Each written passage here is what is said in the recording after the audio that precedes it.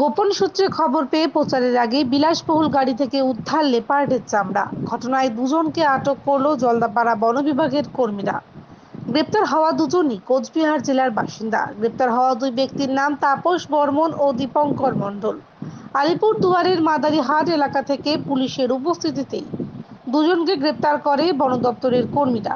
অভিযুক্তদের আগামীকাল আদালতে হাজির করা হবে। এই ঘটনাকে ঘিরে ব্যাপক চাঞ্চল্য সৃষ্টি হয়েছে এলাকায়। গ্রেপ্তার হওয়া দুই ব্যক্তির কাছে কিভাবে লেপার্ডের চামড়া পৌঁছালো, এমনকি এই চামড়াটি কোথায় নিয়ে যাচ্ছিল, এর পেছনে আরো কেউ যুক্ত রয়েছে কিনা, সেসব বিষয়ে তদন্ত শুরু করেছে বন দপ্তর ও পুলিশ।